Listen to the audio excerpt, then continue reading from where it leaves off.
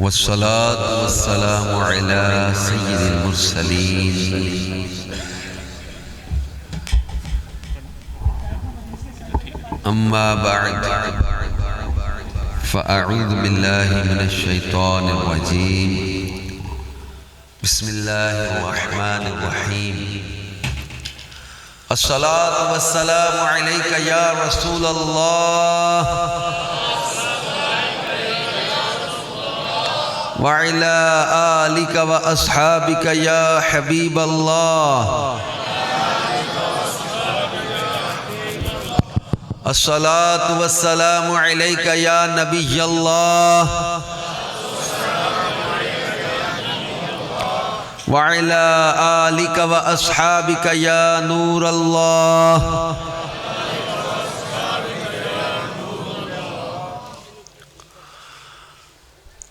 اللہ پاک کے آخری نبی رسول ہاشمی صلی اللہ علیہ وآلہ وسلم نے ارشاد فرمایا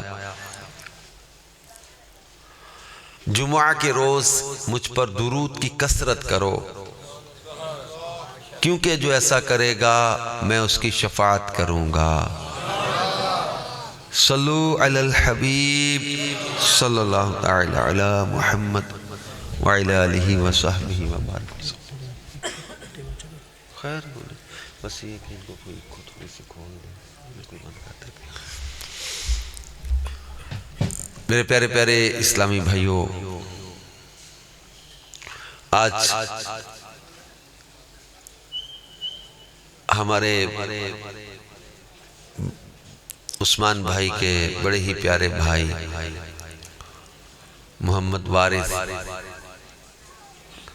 ان کے ایصال ثواب کا بھی یہاں سلسلہ ہے کیونکہ ان کے ختم پاک کا سلسلہ تھا تو جمعرات کا دن آپ کو پتہ دعوت اسلامی کا ہفتہ وار اجتماع بھی ہوتا ہے تو یوں دونوں کام ہو جائیں ہفتہ وار اجتماع کے سلسلہ بھی ہو اور ان کے ایصال ثواب کے لیے ہم دعا بھی کر دیں اللہ پاک ہمارے مرحوم عبدالوارث کی بے حساب بخشش فرمائے اور ان کے لواحقین کو سب کو اللہ صبر جمیل عطا فرمائے مسلمان کی نیت کے بارے میں حدیث پاک میں فرمایا نیت المؤمن خیر من عملہ مسلمان کی نیت اس کے عمل سے بہتر ہے جتنی اچھی نیتیں زیادہ ہوں گی اتنا ثواب بھی زیادہ ملے گا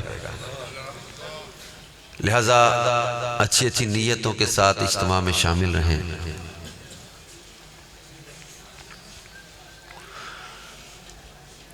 اجتماع میں بیان میں علم کی تعظیم کی نیت سے بادب بیٹھوں گا جو سنوں گا سیکھوں گا دوسروں تک پہنچاؤں گا علم پر عمل کروں گا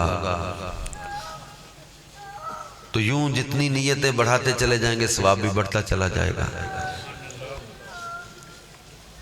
اور جو باہر سے مزید لوگ آ رہے ہیں ان سے گزارش ہے پیچھے ہی جگہ جہاں میسر آئے بیٹھتے جائیں آگے چونکہ جگہ پوری ہو چکی ہے پیچھے آتے جائیں تو پیچھے بیٹھتے چلے جائیں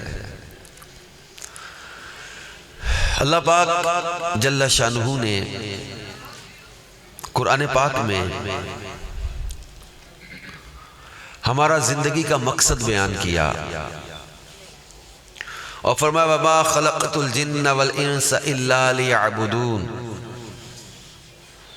ہم نے انسانوں اور جنوں کو اپنی عبادت کے لیے پیدا کیا ہے ہمارا مقصد حیات اللہ کی بندگی ہے ہمیں اس مقصد کے لیے دنیا میں بھیجا گیا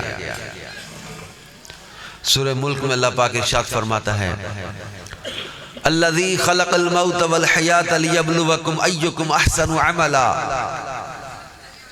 واللہ ہے جس نے موت اور زندگی کو پیدا کیا لیبلوکم ایکم احسن عملا تاکہ جانچیں کہ تم میں کس کا عمل زیادہ اچھا ہے موت اور زندگی کی تخلیق کا مقصد قرآن نے بیان کیا کہ عملوں کی جانچ اور کچھ لوگ یہ سمجھتے ہیں ہم دنیا میں آئے ہیں کھیل کود عیش و عشرت کے لیے موج مستیاں کرنے کے لیے ایسوں کو اس آیت مبارکہ پر غور کرنا چاہیے جس میں اللہ پاک ارشاد فرماتا ہے افحسبتم انما خلقناکم عبثا وانکم الینا لا ترجعون،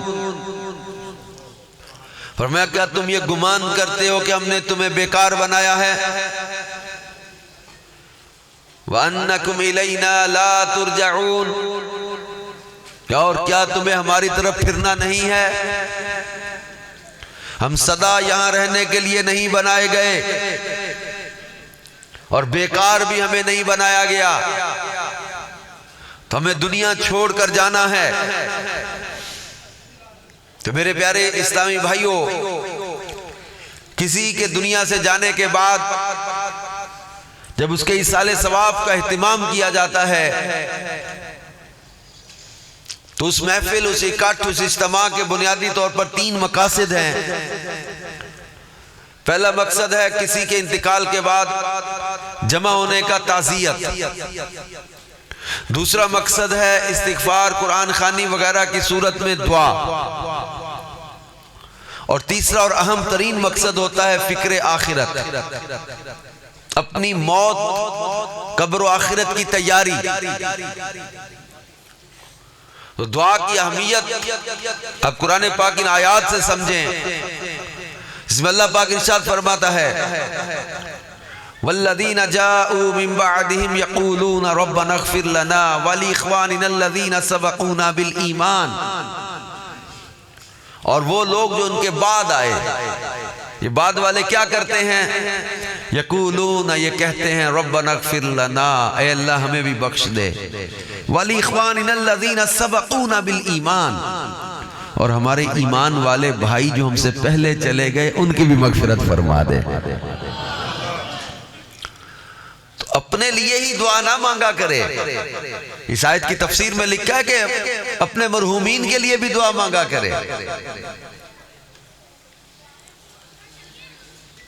اور ایک مقام پر اللہ پاک ارشاد فرماتا ہے ادعونی استجب لکم، مجھ سے دعا مانگو میں قبول کروں گا۔ رب کا حکم ہے ادعونی، مجھ سے دعا مانگو۔ اور اللہ کے آخری نبی صلی اللہ علیہ وآلہ وسلم نے فرمایا جو بلا اتر چکی اور جو بلا ابھی نہیں اتری، دعا سب کو کفایت کرتی ہے، تو دعا مانگا کرو اے اللہ کے بندو۔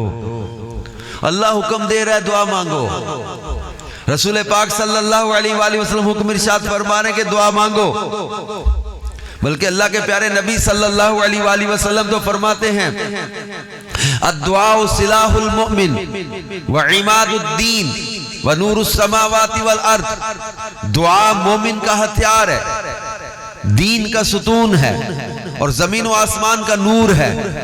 ایک حدیث میں فرمایا الدعاء اشرف العبادہ، ایک حدیث میں فرمایا الدعاء افضل العبادہ، ایک حدیث میں فرمایا الدعاء مخ العبادہ، ایک حدیث میں فرمایا الدعاء هو العبادہ۔ دعا فرمایا اشرف یعنی اعلیٰ عبادتوں میں سے ہے، دعا افضل عبادتوں میں سے ہے، دعا عبادت کا مغز ہے۔ الدعاء هو العبادہ، فرمایا دعا وہ تو عبادت ہے، دعا کو عبادت قرار دیا گیا۔ اور عبادت سے روکنا کس کا کام ہے؟ اللہ پاک قرآن پاک میں فرماتا ہے ان الذین یستکبرون عن عبادتی سیدخلون جہنم داخرین، بے شک وہ لوگ جو میری عبادت سے تکبر کرتے ہیں، روکتے ہیں، ان قریب ذلت کے ساتھ دوزخ میں ڈالے جائیں گے۔ نیکی سے روکنا، عبادت سے روکنا، رب کی بارگاہ میں مانگنے سے روکنا، یہ مومن کا شیوا نہیں ہے، کہ مومن کو تو دعائیں سکھائی گئی ہیں۔ فرمایا گیا کہ والذین جاءوا من بعدهم یقولون ربنا اغفر لنا ولاخواننا الذین سبقونا بالایمان، ایمان والے تو دعائیں مانگتے ہیں رب اجعلنی مقیم الصلاة ومن ذریتی ربنا وتقبل دعاء ربنا اغفر لی ولوالدی وللمؤمنین یوم یقوم الحساب۔ مسلمان تو دعائیں مانگتے اپنے مرحومین کے لیے، اپنے والدین کے لیے، بلکہ ایک حدیث پاک کا مفہوم ہے اور اس حدیث پر غور کریں تو انسان کے ہاتھ لاکھوں نیکیوں کا خزانہ آئے۔ اللہ کے پیارے حبیب صلی اللہ علیہ وآلہ وسلم نے فرمایا جو تمام مومنین و مومنات کے لیے مغفرت کی دعا کرے، جتنی تعداد ہے نا مومنین و مومنات کی، اتنی نیکیاں اس دعا مانگنے والے کو اللہ عطا فرما دیتا ہے۔ اب غور کریں کہ لاکھوں کروڑوں اربوں مسلمان دنیا میں کچھ چلے گئے موجود ہیں، اب فرمایا جتنے مومنین کی تعداد ہے اتنی نیکیاں اس دعا مانگنے والے کو ملتی ہیں۔ کتنا وقت لگے گا یہ کہنے کہ اے اللہ تمام مومنین و مومنات کی مغفرت فرما دے۔ تو یہ کسی کے لیے دعا مانگنے کا اپنی ذات کو کتنا فائدہ ہو رہا ہے۔ تم کسی کا بھلا چاہو کہ اللہ تمہارا بھلا کرے گا۔ اور یہاں تک ارشاد فرمایا گیا کہ جو اپنے ماں باپ کے لیے دعا کرنا چھوڑ دیتا ہے تو اس کا رزق قطع ہو جاتا ہے۔ رزق میں بے برکتی کے اسباب میں علماء نے بیان کیا کہ جو ماں باپ کے لیے دعا کرنا چھوڑ دے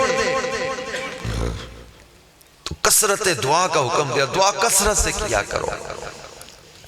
یہ عبادت بھی ہے، اللہ کو پسند بھی ہے۔ اللہ پاک کو دعا مانگنا پسند ہے۔ فرماتا وَإِذَا سَأَلَكَ عِبَادِي عَنِّي فَإِنِّي قَرِيبٌ أُجِيبُ دَعْوَةَ الدَّاعِ إِذَا دَعَانِ۔ اللہ پاک قرآن پاک میں ارشاد فرماتا جب میرے بندے میرے بارے میں پوچھیں تو کہو کہ میں قریب ہوں۔ أُجِيبُ دَعْوَةَ الدَّاعِ إِذَا دَعَانِ، دعا مانگنے والے کی دعا قبول کرتا ہوں۔ إِذَا دَعَانِ، جب بھی مانگے۔ اب اذا دعان میں مطلق اجازت دی گئی ہے، ہم قیدے نہیں لگا سکتے کہ اب نہ مانگو۔ شریعت کا اصول یاد رکھیے گا، جس کام کی مطلق اجازت دی جاتی ہے اس کے ساتھ جو قیدیں ہوتی ہیں وہ شریعت بیان کر دیتی ہے۔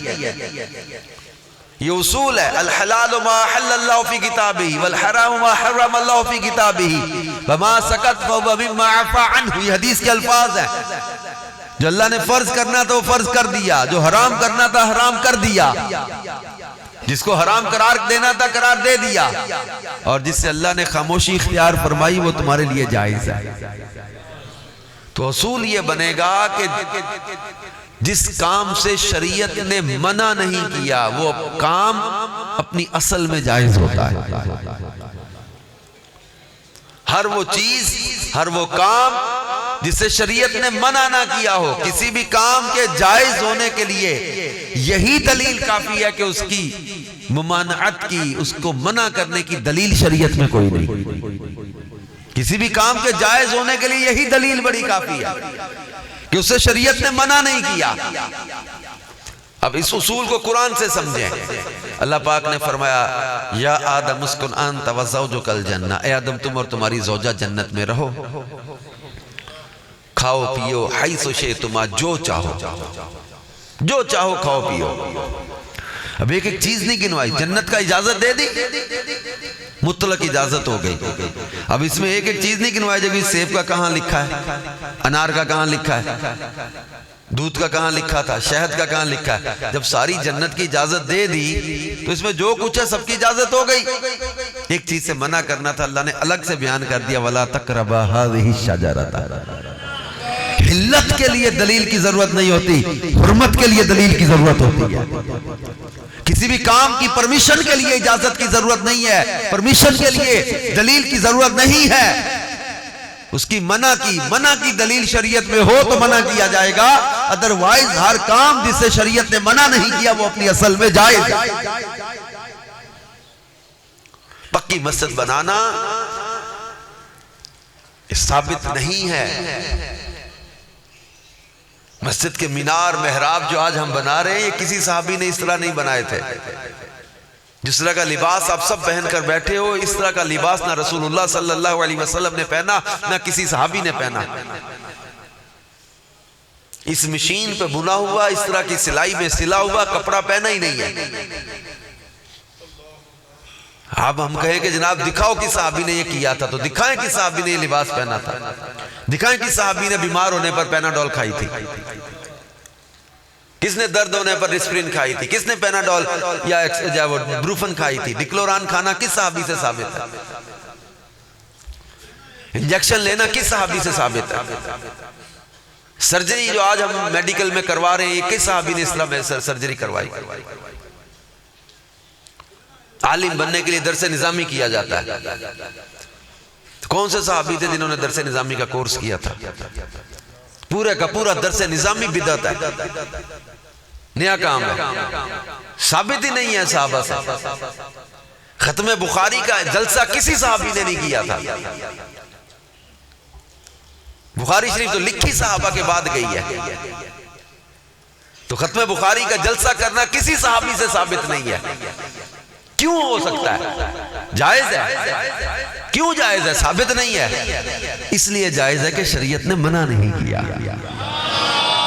پکی مسجد جائز ہے، ثابت نہیں ہے. کیوں جائز ہے؟ چونکہ شریعت نے منع نہیں کیا. مسجد کے محراب منبر یہ میناریں بنانا، کارپٹ بچانا کسی صحابی سے ثابت نہیں. کوئی آکے آپ کے محلے میں کہے جی میں کوئی وہ کام نہیں کرنے دوں گا جو صحابہ نے نہیں کیا، لہذا کچی مسجد ہوگی، نہ اس میں بلب لگے گا، لائٹ لگے گی، نہ پنکھا لگے گا، نہ گیزر لگے، نہ ہیٹر لگے گا، نہ اے سی لگے گا، نہ کارپٹ بچھنے دوں گا، نہ یہ کھڈی کی بنی ہوئی دریاں بچھنے دوں گا، کوئی ایسا ماربل نہیں لگنے دوں گا، کیونکہ صحابہ سے ثابت نہیں ہے. تو اس کو کیا سمجھائیں گے آپ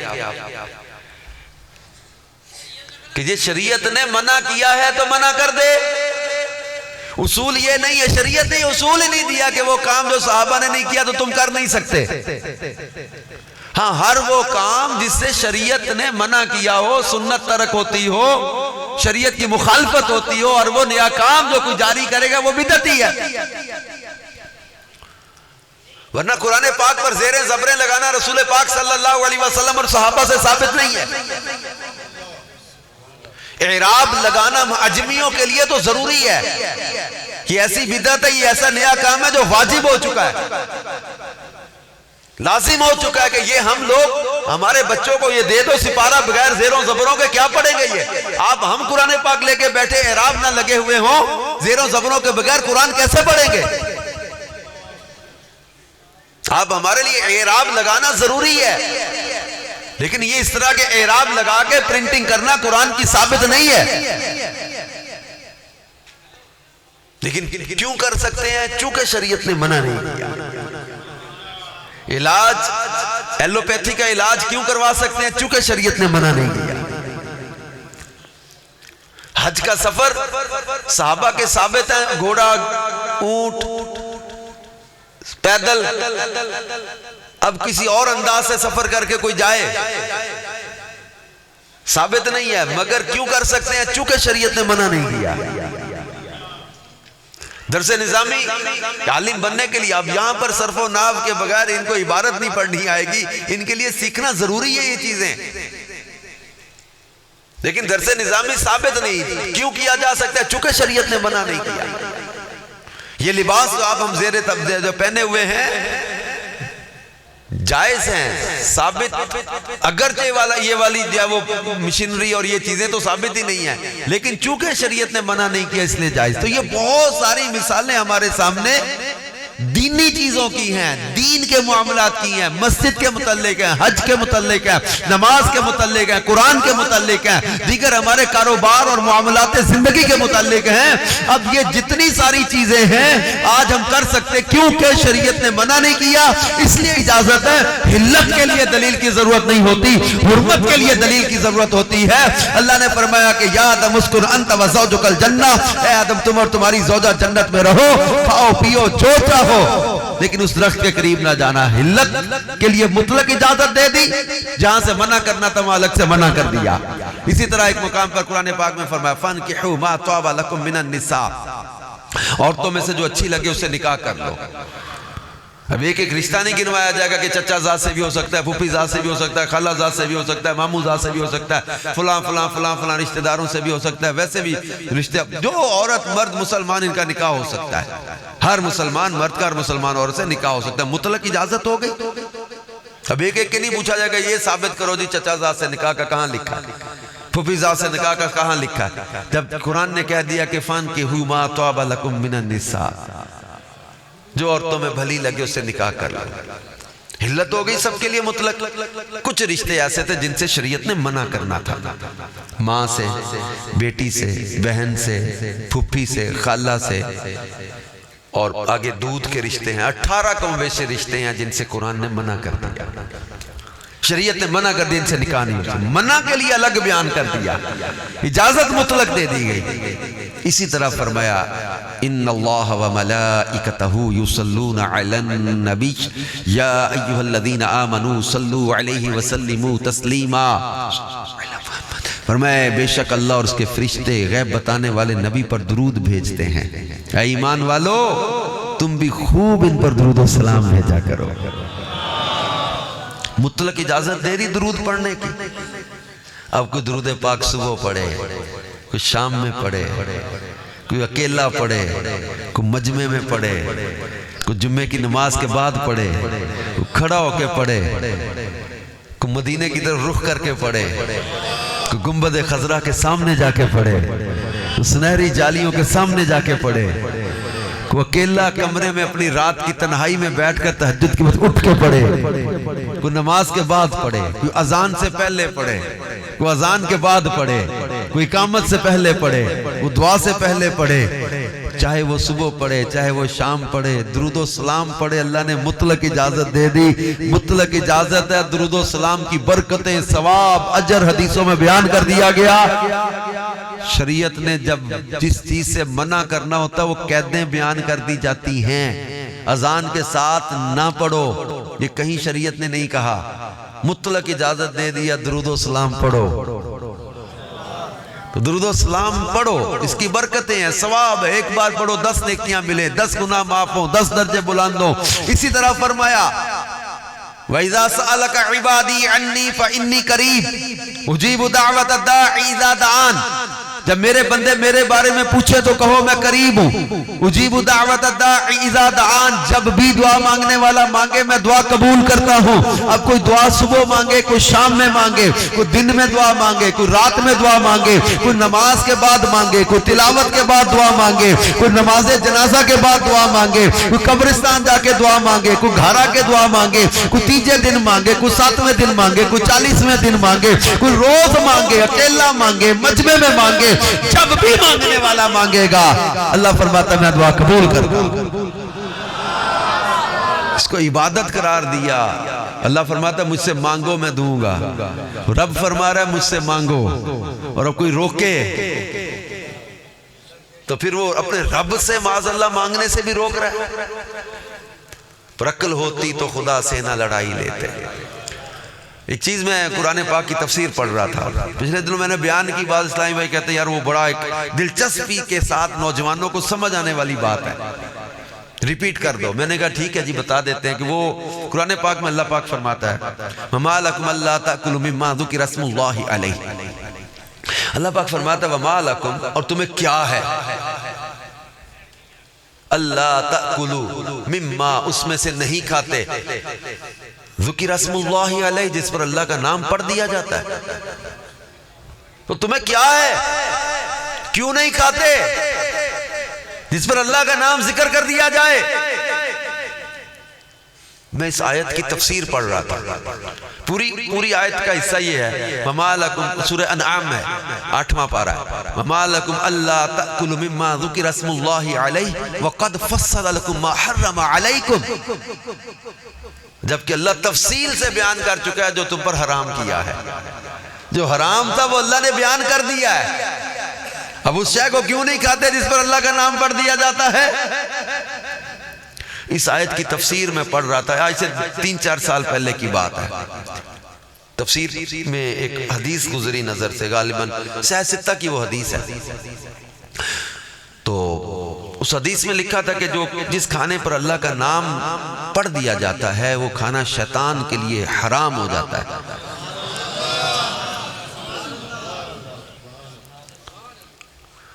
یہ تفسیر پڑھتے ہوئے نا مجھے میری کالج لائف کا ایک واقعہ یاد آ گیا۔ ہم راولپنڈی گارڈن کالج میں پڑھتے تھے، یہ 90 کی بات ہے، 1991 میں میں گورڈن کالج راولپنڈی میں پڑھتا تھا. تو ہم لوگ پیچھے کالج روڈ پر، ایک فرنٹ پہ گیٹ ہے وہ لیاقت روڈ ہے، پیچھلا گیٹ ہے ہمارا چھوٹا، وہاں تھا کالج روڈ. کالج روڈ پہ ایک سموسے والا بڑا مشہور تھا. تو سموسے کی دکان پہ لڑکے جاتے تھے، سموسے وغیرہ کھاتے تھے، کولڈ ڈرنک لیتے تھے جو وہاں پر. ایک دن ہم لوگ بیٹھے ہوئے کچھ سموسے وغیرہ کھا رہے ہیں کچھ، تو ایک لڑکا آیا. اچھا ہم لوگ دعوت اسلامی کے ماحول میں تو تھے نہیں، کچھ مذہبی وہ نہیں تھا، مطلب ہے کہ اٹیچمنٹ، بالکل ماڈرن سا ماحول تھا. پینٹ شرٹ میں بھی بیٹھا ہوا تھا اور بھی لڑکے بیٹھے تھے، ہم سموسے کو کھا رہے تھے.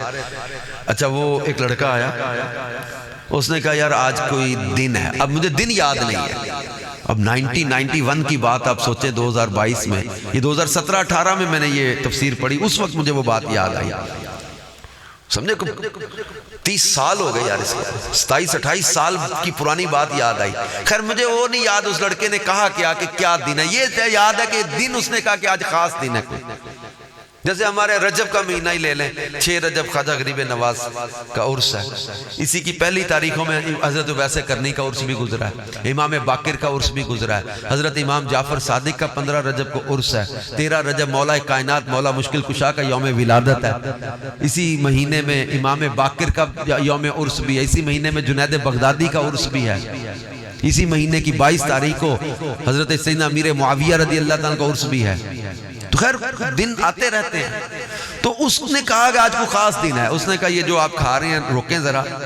اس نے الحمد شریف سورہ فاتحہ پڑھی، مجھے یاد ہے سورۃ الفاتحہ پڑھی، سورۃ اخلاص قل هو اللہ احد یہ سورت پڑھی. پھر اس نے ہاتھ اٹھائے اور ہم نے بھی ہاتھ اٹھا دیا، دعا مانگنے لگ گیا، دعا وغیرہ مانگی. اس نے کہا آمین. لو جو اپنا اپنا کھا رہے تھے کھاؤ. جو ہم سموسہ جو چیز کھا رہے تھے وہ کھانے لگے. ایک لڑکا ہمارے ساتھ ہی تھا، آدھا سموسہ اس نے کھا لیا ہوا تھا، آدھا سموسہ باقی تھا. اب یہ دعا ہوئی، سورہ فاتحہ سورۃ اخلاص پڑھی، اس کے بعد اپنی پلیٹ کو دھکا مار کے نا آدھا سموسہ جو بچا ہوا تھا کہتا حرام ہو گیا. دھکا مارا پلیٹ کو ٹیبل پہ، کہتا حرام ہو گیا. ہمیں بھی پتہ نہیں چلا، بڑے ہرکے بکے رہ گئے، ہمیں اتنی کچھ سمجھ تو تھی نہیں. میں نے کہ وہ باقی سارے لڑکے بھی حیرت میں پڑ گئے، یار آدھا کھا لیا تھا آدھا باقی ہے، حرام ہو گیا. سمجھ نہیں آئی اس کے میں ہو کیا گیا ہے اس کو. اب جب یہ 2017-18 میں آ کر تفسیر قرآن میں یہ حدیث نظر سے گزری نا کہ جس کھانے پر اللہ کا نام ذکر کر دیا جاتا ہے وہ کھانا شیطان کے لیے حرام ہو جاتا ہے، تو 27 سال پہلے کا واقعہ یاد آ گیا. وہ حدیث اللہ کے نبی صلی اللہ علیہ وسلم فرما رہے جس کھانے پر اللہ کا نام ذکر کر دیا جائے وہ کھانا شیطان کے لیے حرام ہو جاتا ہے. وہ 27-28 سال پرانا وہ لڑکا یاد آ گیا، وہ دھکا مار کے چلا گیا تھا، حرام ہو گیا. اللہ پاک قرآن پاک میں فرماتا وَنُنَزِّلُ مِنَ الْقُرْآنِ مَا هُوَ شِفَاءٌ ما ہوا شفاء و رحمت للمؤمنین. ہم قرآن میں نازل کرتے ہیں جو ایمان والوں کے لیے شفا بھی ہے رحمت بھی ہے. قرآن پڑھنے سے شے حرام نہیں ہوتی، قرآن پڑھنے سے شے میں شفا اور برکت نازل ہو جاتی ہے. آیت کا اگلا حصہ سنیں گے تو پھر اور سمجھ آ جائے گی. ایمان والوں پہ الگ کر دیا، فرمایا وَنُنَزِّلُ مِنَ الْقُرْآنِ مَا هُوَ شِفَاءٌ وَرَحْمَةٌ لِّلْمُؤْمِنِينَ. مومنین کے لیے شفا اور رحمت ہے. وَلَا يَزِيدُ الظَّالِمِينَ إِلَّا خَسَارًا. ظالموں کے لیے خسارہ ہے. قرآن مومنوں کے لیے کیا ہے؟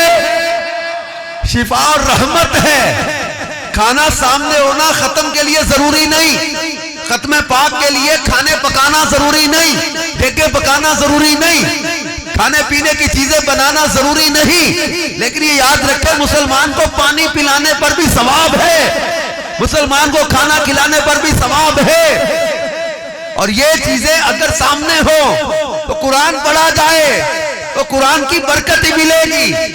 سامنے ہونا ضروری نہیں، میں پھر کہہ رہا ہوں، مگر سامنے ہو تو حرج بھی نہیں ہے، کھانا پکانا ضروری نہیں، لیکن کھانا بنے اور دعوت میت کی صورت نہ ہو، یہ شرط ہے۔ دعوت میت سے ہمارے علماء نے منع کیا ہے، دعوت میت کی صورت نہ ہو تو کھانا پکائیں، کسی مسلمان کو کھلائیں، کھانا کھلانے کا ثواب، پانی پلانے کا ثواب۔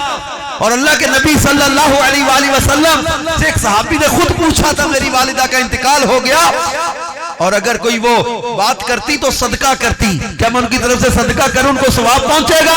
پر میں ہاں پہنچے گا۔ اور حضرت سعد نے تو اپنی والدہ کے لیے کنواں وقف کیا تھا اور کنویں پر نام لیا تھا۔ یہ پتہ نہیں کہاں سے چیز آ گئی کہ جناب وہ چیز جس پر غیر اللہ کا نام آئے تو حرام ہو جاتی ہے، یہ غلط سوچ ہے۔ حضرت سعد نے صحیح بخاری میں حدیث، امام بخاری پر اللہ رحمت نازل کرے، انہوں نے ان مسائل کا حل کر دیا۔ حضرت سعد نے اپنی والدہ کے نام کا کنواں حضور علیہ السلام سے پوچھ کر وقف کیا تھا اور اس پر نام لیا تھا، ہذہ لأم سعد، یہ سعد کی ماں کے لیے ہے، یہ ام سعد کا کنواں ہے۔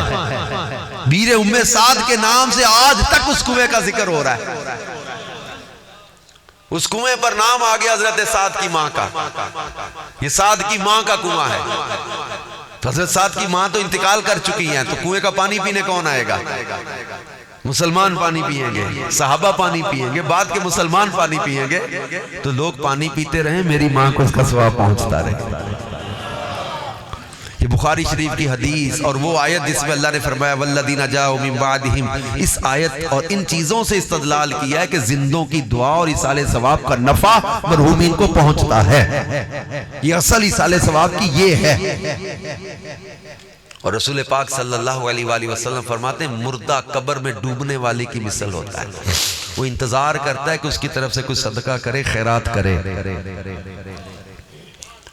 اور جب کوئی اس کی طرف سے صدقہ کیا جاتا ہے، استغفار کیا جاتا ہے، تو یہ اس کا ایصال ثواب جو اس کے لیے کیا جاتا ہے نا، روایت کا مفہوم ہے، یہ پہاڑ کی برابر نیکیاں قیامت کے دن دکھائی جائیں گی اسے، اور وہ کہے گا یا اللہ یہ نیکیاں میرے نامہ اعمال میں کہاں سے آئیں؟ فرمایا جائے گا یہ تیرے مرنے کے بعد تیرا بیٹا، تیرا بھائی، تیرا عزیز تیرے لیے استغفار کرتا تھا، ایصال ثواب کرتا تھا، تو تیرے لیے آج پہاڑ کے برابر یہ نیکیاں بنا دی گئی ہیں۔ زندوں کی دعاؤں کا فوج شدگان کو فائدہ ہوتا ہے۔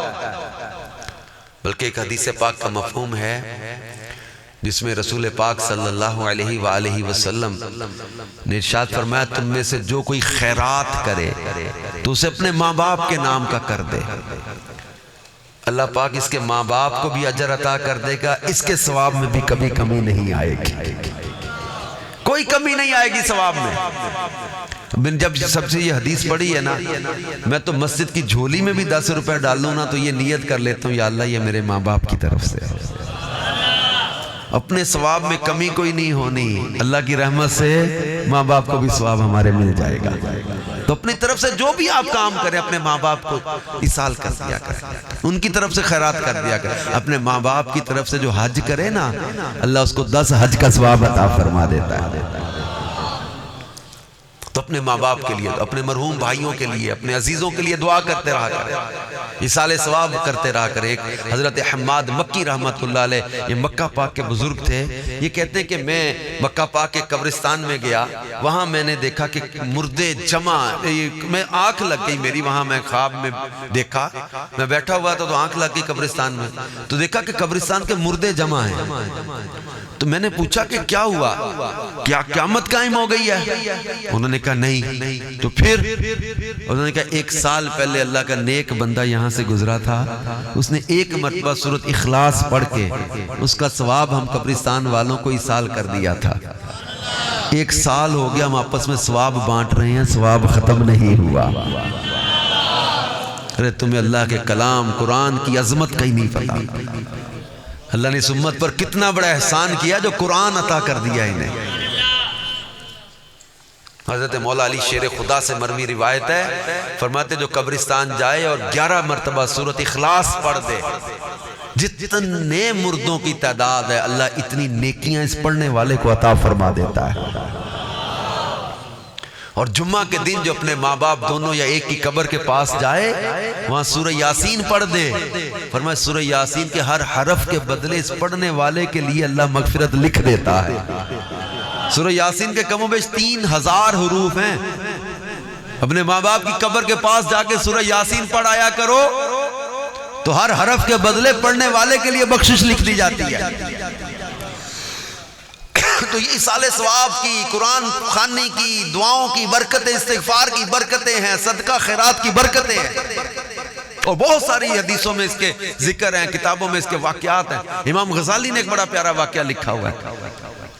ایک عورت آئی حضرت خواجہ حسن بصری کے پاس کہ میری بیٹی کا انتقال ہو گیا، میں اسے خواب میں دیکھنا چاہتی ہوں، وظیفہ بتائیں. آپ نے بتایا عشاء کی نماز کے بعد 4 رکعت نفل پڑھنا، اس میں ہر رکعت میں فاتحہ کے بعد سورۃ تکاثر پڑھ لینا.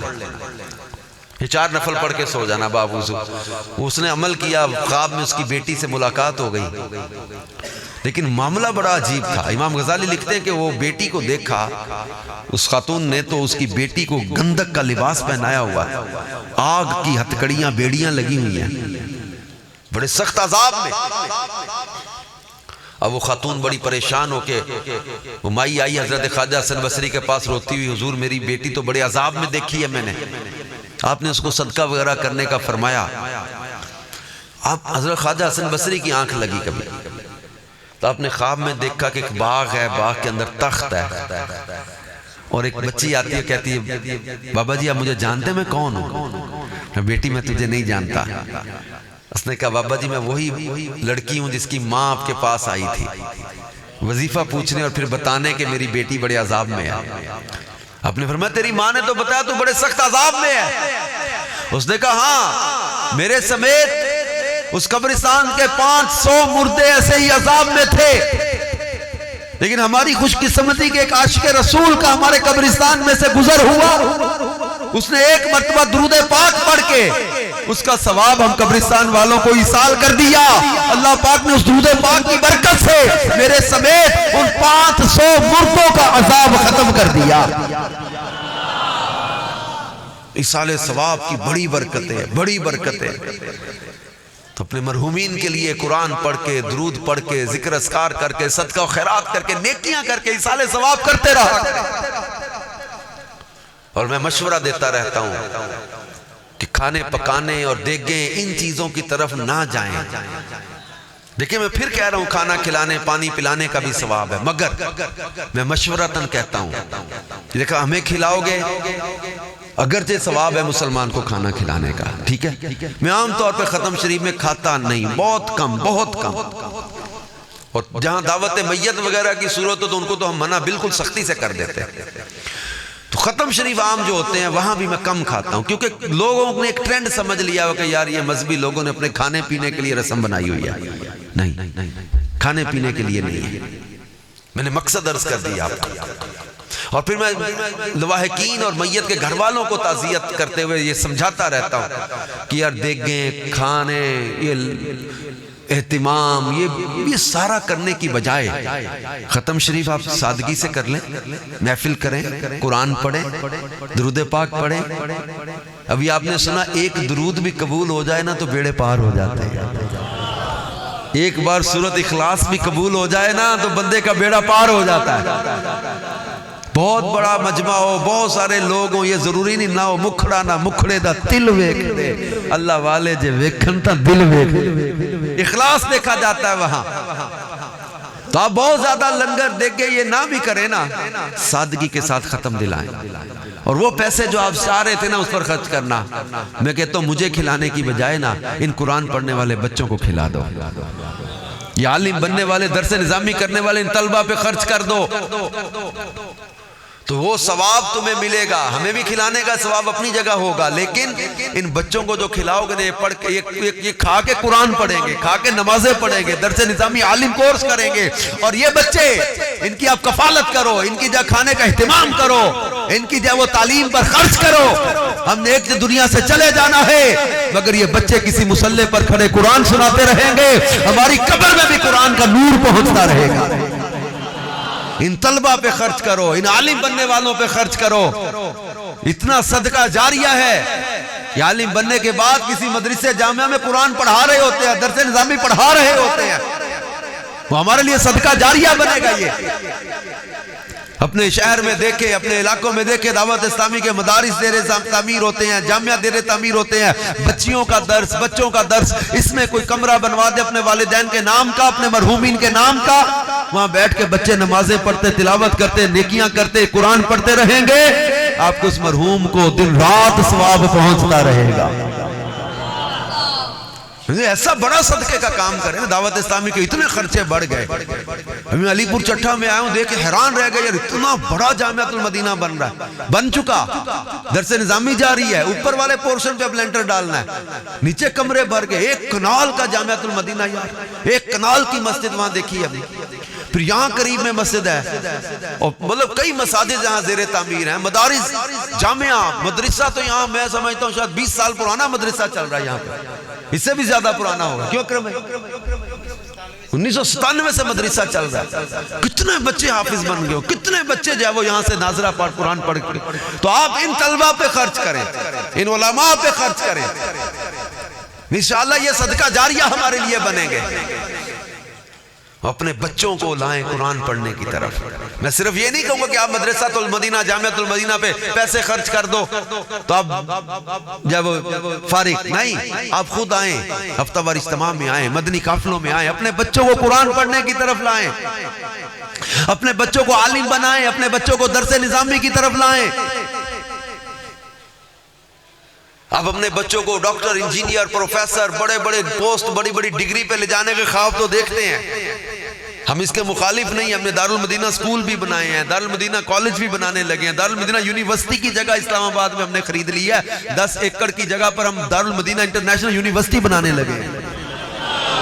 ہم ایجوکیشن کے مخالف نہیں ہیں، مگر پھر ہم یہی کہیں گے کہ اگر آپ کو یہ سمجھتا ہے نا کہ جناب کوئی بہت بڑی ڈگری لے کے پر انگریزی بولنے لگ گیا ہے اور طرح طرح کے اس کو مسائل آ گئے، سٹیٹس کا ماہر ہو گیا، اکنامکس کا ماہر ہو گیا، میتھس کا ماہر ہو گیا، لیکن یہ اس کو قرآن پڑھنا نہیں آتا، نہ ککھ بھی نہیں آیا، اس کو نماز کے فرائض کا پتہ نہیں چلا، شرائط کا پتہ نہیں چلا، کچھ بھی نہیں بلے، فرض علوم نہیں آ سکے۔ ہم تعلیم کے مخالف نہیں ہیں، مگر جو ون وے ٹریفک ہم نے چلا دیا، ہمارا یہی فکر ہے میرا بچہ پڑھ لکھ کر بڑا افسر بن جائے، بڑی ڈگری لے لے، بڑی پوسٹ، لیکن یہ بات یاد رکھے، ہم یہ سوچتے میرے مرنے کے بعد میری اولاد کا کیا بنے گا، کبھی یہ سوچا ہے کہ میری اولاد کے مرنے کے بعد اولاد کا کیا بنے گا؟ ان کو دنیا کے مال، دنیا کے پیسے، دنیا کی ہوس کے پیچھے لگا دیا، قرآن پڑھنا نہ سکھایا، نماز پڑھنا نہ سکھائی۔ ارے بچوں کو ایسی تعلیم کی طرف لاؤ نا کہ یہ بچہ آپ کا ہاتھ پکڑ کے اپنے ساتھ جنت میں لے جانے کا ذریعہ بنے، بچے کو اس تعلیم کی طرف لاؤ۔ آپ کو دنیا میں لگتا ہے کہ یار ہمارے رشتہ دار کا بچہ فلاں جگہ اتنا پڑھ گیا، فلاں اتنی بڑی تعلیم، اتنی مہنگی انگلش میڈیم میں جا رہا ہے، اتنا بڑی پوسٹ پہ چلا گیا، آج دنیا میں کمپلیکس تھوڑا بہت آ جاتا ہوگا، لیکن یاد رکھیں یہ دنیا کی تمام تر چیزیں عارضی ہیں، قیامت کا دن ہوگا، نور کے منبر لگے ہوئے ہوں گے، محشر میں لوگ پوچھیں گے کہ مولا یہ لوگ نبی ہیں یا شہید ہیں؟ کہا جائے گا نبی بھی نہیں ہے، شہید بھی نہیں ہے، بلکہ میرے حبیب کی امت کے وہ والدین ہیں جنہوں نے اپنے بچوں کو قرآن کا حافظ بنایا تھا، قرآن کی تعلیم اپنے بچوں کو دلائی تھی، نور کے ممبروں پر یہ بچے تمہیں بٹھا دیں گے۔ لیکن آج یہی فکر ہے کہ دنیا دنیا دنیا۔ ایک کسی نے میسج کیا تھا، حکایت تھی سمجھانے کے لیے، دو دوست ملے بڑے سالوں بعد، ایک دوست امریکہ چلا گیا تھا پڑھ لکھ کے، ایک پاکستان میں رہا، کئی سالوں بعد دونوں ملے، ایک دوسرے سے بچوں کا پوچھنے لگے۔ اب یہ پاکستانی دوست تھا، اس نے کہا کہ میرے بیٹے ایک تو بہت بڑی پوسٹ پہ سیول سروسز میں چلا گیا، ایک بہت قابل ڈاکٹر بن گیا، ایک بہت بڑا جو ہے نا وہ انجینئر ہے، اچھا، اور ایک اس نے کہا ایک جو ہے نا یار نکمہ رہ گیا، وہ میٹرک تو آگے چلے ہی نہیں، وہ درس نظامی کیا ہے اس نے، بس ہوئی یہ امریکہ سے آیا ہوا دوست اس کا کہتا تمہاری اتنی ایجوکیٹڈ فیملی میں یہ درس نظامی کیا، اس نے عالم کورس کر لیا، تمہارے بیٹے اتنی بڑی پوسٹوں پر جائے، مقابلے کا امتحان دیں، ماسٹرز کریں، ایم سی ایس کریں، اور جناب ایم ایس سی کریں، اور جناب اس کے بعد اسپیشلائزیشن کریں، اور یہ بیچ میں کہاں سے نکمہ نکل گیا؟ اس کو گھر سے نکال دو۔ اب یہ پاکستانی دوست اس کا کہتا ہے یار اس کو گھر سے کیسے نکال دوں، اسی کے ساتھ تو میں اور اس کی ماں رہتے ہیں۔ وہ کہتا ہے بھائی میری بیوی بڑی ماڈرن ہے، وہ آپ کے ساتھ ایڈجسٹ نہیں کر پا رہی۔ وہ جو سول سروسز میں گیا وہ اپنی بیوی کو لے کے الگ ہو گیا۔ ڈاکٹر صاحب کہتے ہیں میرے پاس فرصت نہیں، میری بیگم بھی ڈاکٹر ہے، ہمارے پاس آپ کی خدمت کا ٹائم نہیں ہے۔ انجینئر صاحب کہتا ہے میری پوسٹنگ آ گئی ہے، میں بھی اپنی بیوی کو لے کے جا رہا ہوں، اسی نے تو اس کی بیوی نے، اور اس نے تو میری بیوی اور مجھے سنبھالا ہوا ہے، یہی تو اپنے ماں باپ کی خدمت کر رہا ہے۔ میں یہ نہیں کہہ رہا کہ باقی نہیں کرتے، پلیز غلط مطلب نہ لیجئے گا، لیکن آپ نے دیکھا ہوگا یہ بچے اسکول جاتے ہیں تو بیگ بھارا ہوتا جا رہا ہے، اندر سے علم کم ہوتا جا رہا ہے، کتابیں بڑھتی جا رہی ہیں، وزن بڑھتا جا رہا ہے، بستہ پیچھے لٹکا ہوتا ہے، دیکھا بچوں کا کب نکل گئے یار، بچوں کے اتنے بوجھل بستے ہو گئے۔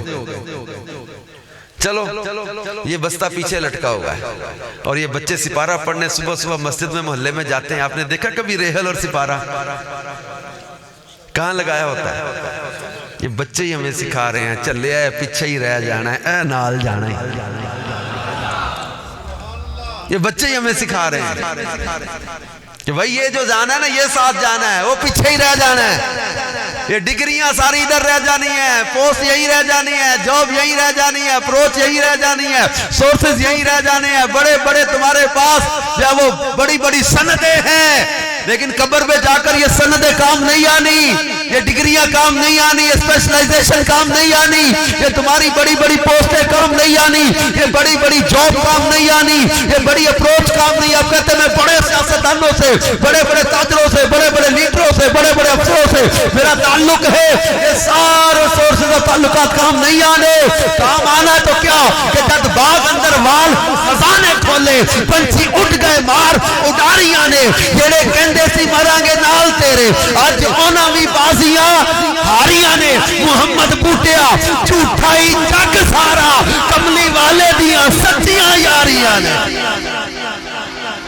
کام آنا ہے تو مدینے والے نے کام آنا ہے، کام آنا تو آمینہ کے لال نے کام آنا ہے، اور ان کی آنکھوں کی ٹھنڈک نماز ہے، نماز پڑھی کبھی، ان کو قرآن سے پیار ہے، قرآن سیکھا نہیں ہے، وہ علم سے پیار کرے، اور فرمایا انما بعثت معلما، مجھے معلم بنا کے بھیجا گیا۔ لوگوں امت کو ضرورت ہے علماء کی، آپ لوگ خوش نصیب ہیں کہ آپ کے علی پور چٹھا میں درس نظامی کا ادارہ دعوت اسلامی نے قائم کر دیا۔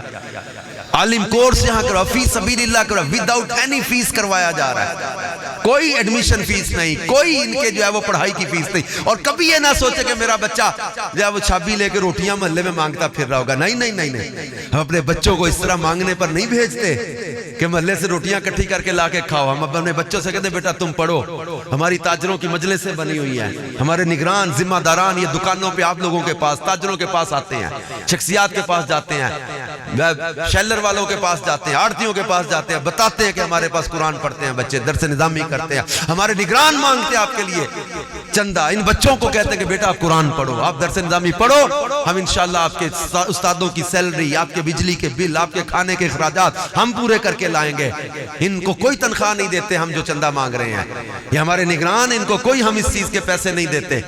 یہ آپ کے پاس دکان آ کے باتیں بھی سنتے ہیں، کئی لوگ چندہ دیتے ہیں، کئی باتیں کرتے ہیں، کئی دھکا دیتے ہیں، کئی مذاق اڑاتے ہیں، یہ سب سہ رہے ہوتے ہیں۔ کس لیے ہم سہ رہے ہوتے ہیں؟ ہمیں پتہ یہ بچے آج عالم بن گئے نا، خدا کی قسم یہ قیامت کے دن ہمارے لیے بخشش کا سامان بننے کے بننے جا رہا ہے۔ حافظ سے کہا جائے گا 10 ایسے افراد گھر کے جن پر جہنم واجب ہو چکا، لے جا جنت میں۔ عالم سے کہا جائے گا تو رک جا، عالم کو جنت میں جانے سے روک لیا جائے گا، کہا جائے گا تو جس کی چاہے شفاعت کر۔ یہاں تک لکھا ہے کتابوں میں کہ اس عالم کو کسی نے پانی پلایا ہوگا، وضو کروایا ہوگا، یہ اس کی بھی شفاعت کر کے اس کو جنت میں لے جائے گا۔ علماء کی ضرورت ہے، اور یہ تو امیر سنت فرماتے ہیں علماء کی تو قیامت والے دن جنت میں بھی ضرورت پڑے گی۔ علماء جب لوگوں کو اللہ انعام سے نوازے گا نا، دیدار بھی کرا دیا، انعام بھی کر دیا، اب فرمائے گا مانگو، مولا اب کیا مانگے؟ پھر لوگ علماء کے پاس جائیں گے کہ اب بتاؤ ہم کیا اللہ سے مانگے؟ یہ تو جنت میں بھی کام آئیں گے۔ بہرکہ میں بتانا یہ چاہ رہا ہوں کہ آپ دعوت اسلامی کے جامعۃ المدینہ سے فائدہ حاصل کریں، اپنے بچوں کو درس نظامی میں داخلہ دلوائیں، اور یہ ماشاءاللہ بھی داخلے انہوں نے شروع کر دیے ہیں۔ آپ ایڈمیشن دیکھیں، پھر کمرے پورے ہی ہیں، جہاں پر جتنی تعداد جمع کر سکیں گے اتنی داخلے ہو سکیں گے۔ پہلے جائیں، ابھی سے رابطہ کر لیں، اپنے بچوں کو درس نظامی کا داخلہ کروائیں۔ بعض جامعات میں ہم عصری علوم بھی پڑھاتے ہیں، اسکول کی تعلیم، اچھا یہاں اسکول بھی ہے، یعنی اسکول کی تعلیم بھی کروائیں گے، آپ کے بیٹے کو مڈل بھی، میٹرک بھی، ایف اے بھی ساتھ ساتھ کروا رہے ہوں گے، اس کے ساتھ درس نظامی بھی کروائیں گے۔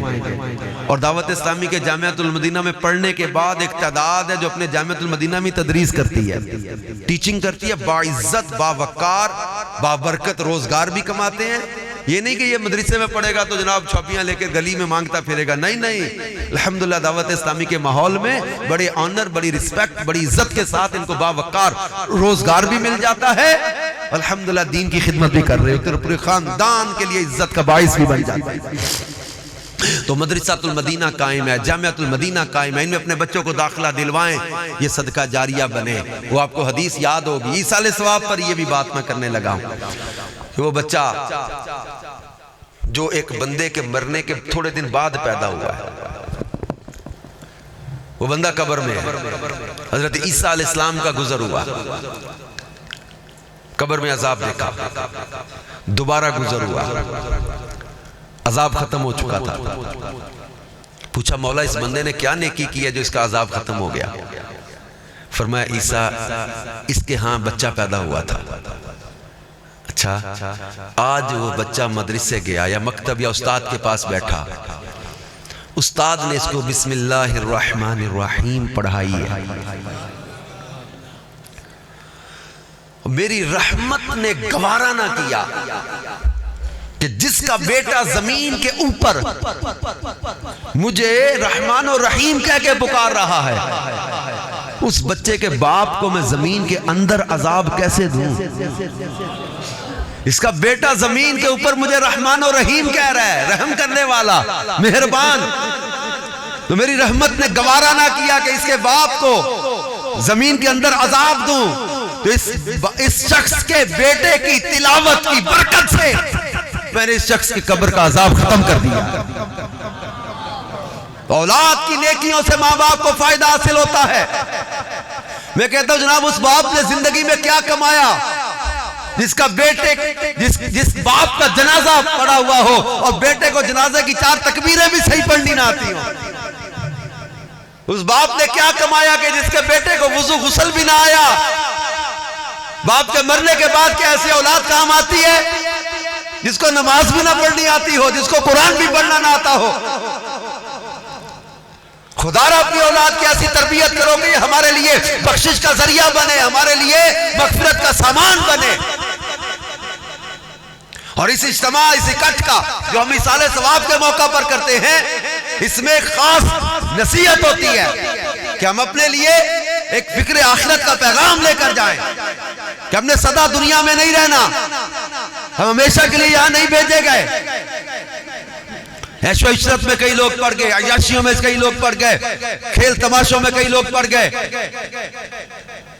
میں آپ کو ایک بڑا ہی سبق آموز واقعہ سناتا ہوں، بہت سبق آموز اور بڑا ایمان افروز واقعہ بھی ہے۔ ایک شخص جس کو سلطنت دی، بادشاہت دی، ریاست دی، بہت امیر تھا، بڑے بڑے مہنگے گھوڑے تھے اس کے پاس، بڑے بڑے مہنگے لباس، بڑی بڑی مہنگی اس کے پاس چیزیں، بڑے بڑے مہنگے اس کے پاس ہتھیار، بڑی اس کی جو ہے وہ فورس، بہترین سے بہترین لباس لائے گئے، بہترین سے بہترین گھوڑے لائے گئے، بہترین سے بہترین جناب وہ ہتھیار لائے گئے، اس کی فوج، اسلحہ، گھوڑے پہ سوار ہو کے وہ بڑے تکبر سے جا رہا تھا۔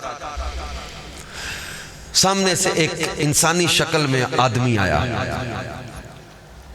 اس نے آ کر کہا بادشاہ مجھے تیرے ساتھ کام ہے۔ اس کو غصہ آ گیا، اس نے کہا تجھے میرے ساتھ کیا کام ہے؟ تو کسی میرے وزیر بشیر سے مل، تیری جرت تو نے ڈائریکٹ میرے ساتھ بات کیسے کی؟ اس بابے نے اس کے گھوڑے کی لگام کھینچ کے زور سے کہا کان قریب کر، مجھے تیرے ساتھ کام ہے۔ اس کا کان قریب کر کے بابا کہتا ہے کہ میں ملک الموت ہوں۔ پہلے حضرت ملک الموت انسانی شکل میں آیا کرتے تھے، کہا میں ملک الموت ہوں، تیری روح قبض کرنے آیا ہوں۔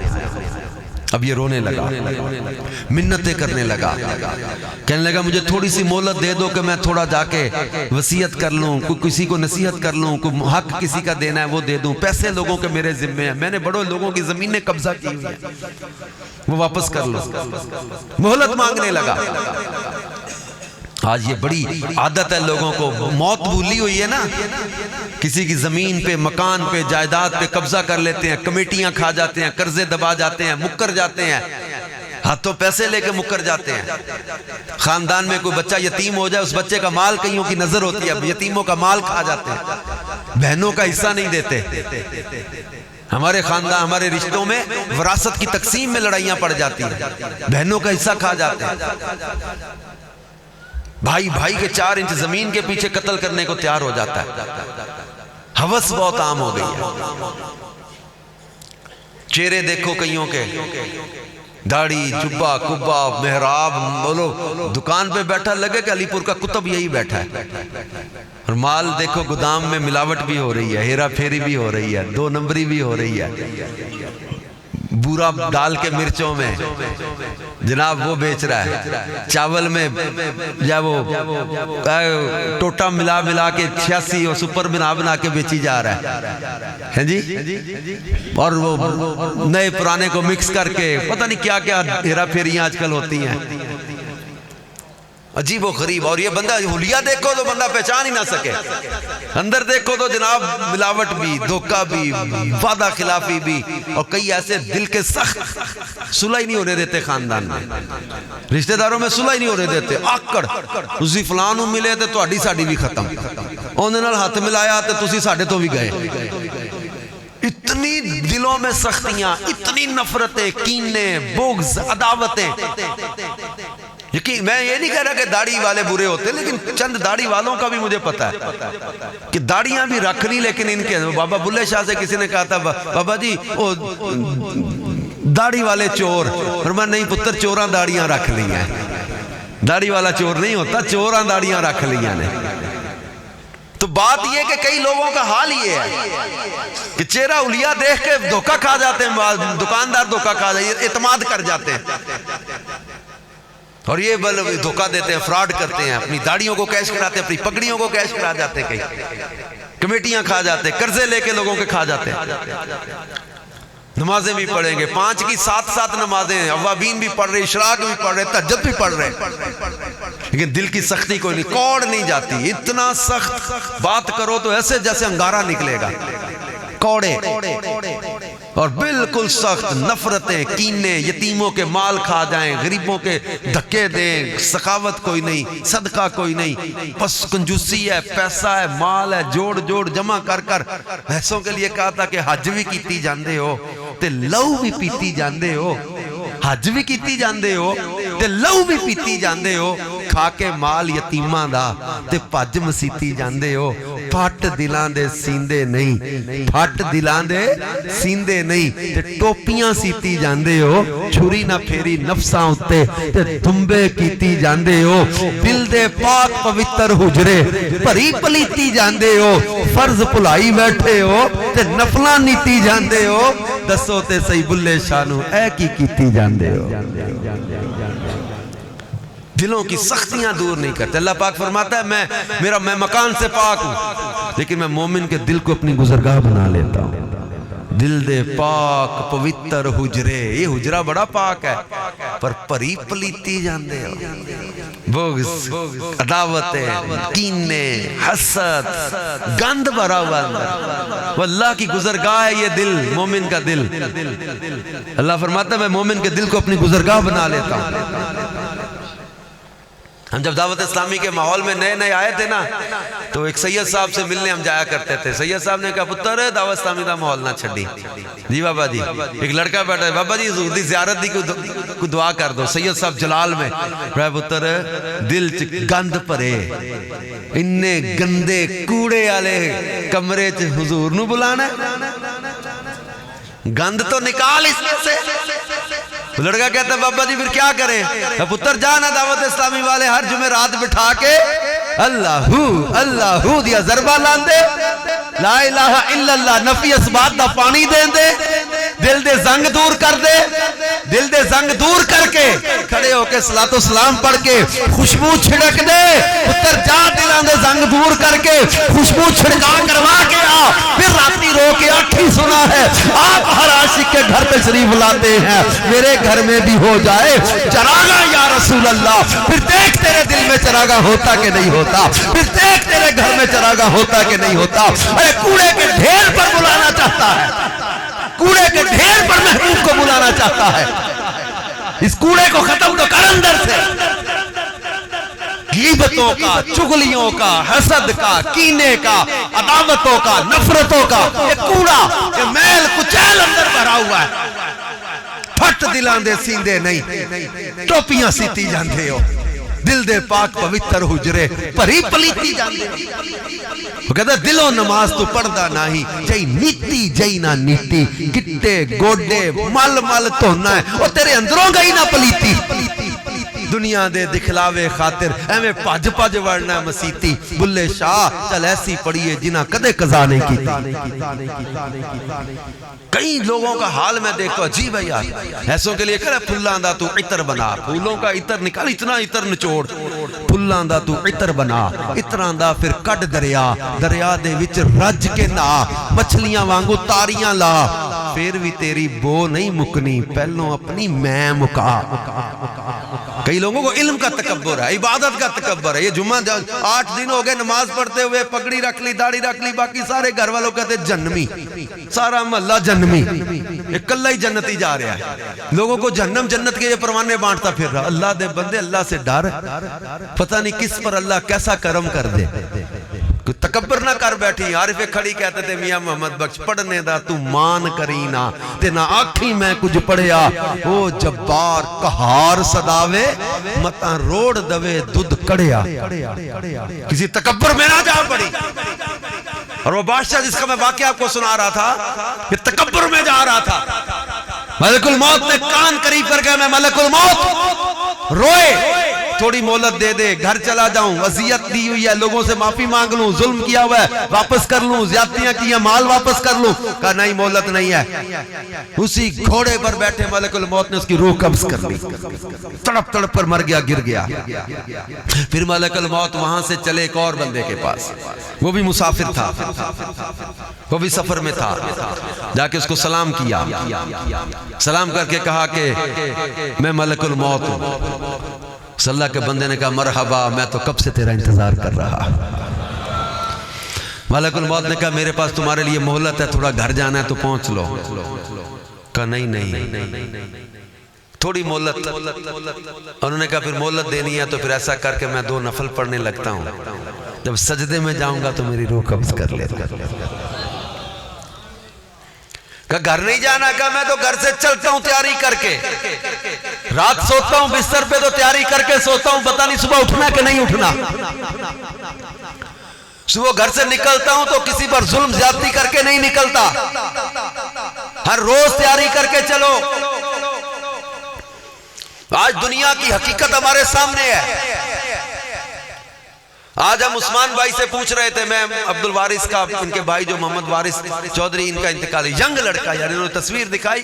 اس وقت سے میں یقین کریں کہ مجھے ایسے لگ رہے دنیا اور اس کی ہر شے کو ٹھوکر مارتے یار. بندہ دنیا کیا ہے یار, پیسہ مال دنیا عیش و عشرت ان چیزوں کو چھوڑ دے. بندہ مسجد سے دل لگا دے, قرآن سے دل لگا لے, مدینے والے سے دل لگا لے. ینگ اور اچانک تھوڑے دنوں کے اندر جانا وہ ٹیومر کے اثرات نے ہنستا کھیلتا نوجوان ہماری آنکھوں کے سامنے چلا گیا. ایک چیز میں نے سن کے میرے دل سے اس کے لیے دعا نکلی. یہ تو ویسے بھی میں کہہ رہا تھا کہ یار مجھ جیسے گناہگار کا اس کے ایصال ثواب کی دعا میں آ جانا، پتہ نہیں اس کی کون سی نیکی مجھے کھینچ کے لے آئی ہے۔ میں تو اپنے کئی عزیزوں کے موقعوں پر نہیں پہنچ سکتا، میری زندگی اتنی مصروف ہے۔ انہیں بتایا عثمان نے کہ تکلیف بڑی تھی، ایک جملہ مجھے امام اعظم یاد آئے تھے اس جملے پر، کہتا تکلیف بڑی ہوتی تو کہتا تھا امی کو نہ بتانا کہ مجھے تکلیف ہے، ماں کو نہ کہنا کہ مجھے تکلیف ہے، ماں کی تکلیف کی فکر ہے، میری ماں کو دکھ ہوگا سن کے۔ امام اعظم کو کوڑے مارے گئے نا جب قید میں، امام اعظم تکلیف میں تھے، آپ نے فرمایا میری ماں کو نہ بتانا کو ابو حنیفہ کو کوڑے مارے گئے۔ کیوں؟ فرماتے مجھے جو تکلیف کوڑوں کی ہو رہی ہے نا، اس سے زیادہ تکلیف اس بات کی ہوگی کہ میری ماں کی آنکھوں سے آنسو نہ نکلنا، مجھے اپنی ماں کے دکھ کی زیادہ تکلیف ہوگی کہ میری ماں کو دکھ ہوگا کہ میرے نعمان کو کوڑے مارے جا رہے تھے۔ اپنی تکلیف میں بھی جس کو ماں کی فکر ہو، یار ایسی اولاد اللہ عطا کرے جو اپنے ماں باپ کا فکر کرے، ماں باپ کی قدر کرے۔ ورنہ آج کے لڑکے، آج کے نوجوان موبائلوں میں کھو گئے، کھیلوں میں کھو گئے، ان کو ماں باپ کی پرواہ ہی نہیں رہی۔ اللہ ہمارے اس بچے کی بے حساب بخشش کرے اور جناب ان کے گھر والوں کو اللہ صبر دے۔ لیکن میں یہ بات یاد دلا رہا ہوں نوجوانوں، تم کسی بھول میں نہ رہنا۔ یہ 17-18 سال کی بھری جوانی میں وہ نوجوان ہمیں جھنجھوڑ کے چلا گیا کہ تم کسی بھول میں دھوکے میں نہ رہنا۔ صحت، جوانی، ہر چیز موجود ہو، کب کس کے اندر ٹیومر بنائے، کب کسی کا برین ہیمریج ہو جائے، کب کسی کو کرنٹ لگ جائے، کب کسی کا ایکسیڈنٹ ہو جائے، کوئی پتہ نہیں چلتا۔ میری آنکھوں کے سامنے ایک لڑکا ایک جگہ پر واش روم کے اندر نہانے کے لیے گیا، اندر دروازہ بند ہے، شاور کھولا، کرنٹ آیا، شاور میں اس کی ٹوٹی میں کرنٹ آ گیا، کرنٹ لگا، وہیں تڑپ تڑپ کے گر کے انتقال ہو گیا۔ ینگ لڑکا 15-16 سال کی عمر ہوتی، کرنٹ کہاں سے آیا؟ کہ وہ پائپ جس ٹینکی سے آ رہا تھا، اسی ٹینکی سے ایک پائپ جا رہا تھا، واٹر کولر جو الیکٹرک کولر ہوتا ہے نا، الیکٹرک کولر شارٹ ہوا، وہ پائپ میں کرنٹ آیا، ٹینکی کے ساتھ دوسرا پائپ لگ کے یہ شاور واش روم میں آ رہا تھا، اس ٹوٹی میں کرنٹ آ گیا۔ موت کہاں سے کہاں جوڑ کے چلی۔ حضرت سلیمان علیہ السلام کے دربار میں ایک ندیم بیٹھا تھا، آپ کا وزیر، ملک الموت آئے انسانی شکل میں، حضرت سلیمان سے باتیں ہوئیں، چلے گئے۔ ندیم نے کہا حضور مجھے یہ بندہ بھی جو آیا تھا اس کی آنکھوں میں بڑا خوف نظر آ رہا تھا، مجھے کہیں محفوظ جزیرے پہ پہنچا دے۔ حضرت سلیمان کی ہوا پر بھی حکومت تھی، آپ نے اس کو ہند کے ایک جزیرے، سمندر میں ایک جزیرہ تھا، وہاں بھیج دیا۔ جیسے ہی وہ وہاں اترا، ملک الموت آئے، اس کی روح قبض کر لی۔ واپس حضرت سلیمان کے پاس آئے، سلیمان نے کہا کہ تم نے میرے وزیر ندیم کو ڈرا دیا۔ آپ نے ملک الموت نے عرض کی حضور کیسے؟ حضرت سلیمان نے کہا کہ تم اس کی طرف اتنا دیکھ رہے تھے، وہ ڈر گیا بیچارہ۔ کیوں دیکھ رہے تھے؟ جناب ملک الموت نے عرض کی حضور میں یہ دیکھ رہا تھا کہ آپ سے ملنے کے بعد ہند کے فلاں سمندر کے جزیرے میں نے اس بندے کی روح قبض کرنی ہے۔ میں حیرانگی سے دیکھ رہا تھا یہ بندہ یہاں بیٹھا ہے، میں وہاں کس کی روح قبض کرنے جا رہا ہوں۔ لیکن میں جب وہاں پہنچا تو یہ بندہ وہاں بھی پہنچ گیا تھا۔ موت جہاں ہوگے تم آ لے گی تمہیں، مضبوط پہاڑوں میں قلعوں میں بھی چلے جاؤ، موت آ کر رہے گی۔ پہلے ہوتا تھا ہارٹ فیل، کئی کہتے ہیں میرے ٹیسٹ کلیئر ہے، میری باڈی فٹ ہے۔ اب کارڈیک اریسٹ ایک نئی ٹرمینالوجی آ گئی ہے، کارڈیک اریسٹ کہتے ہیں کہ دل بند ہو جاتا ہے اچانک۔ لہذا میرے پیارے اسلامی بھائیوں، کسی غفلت یا دھوکے میں مت رہنا۔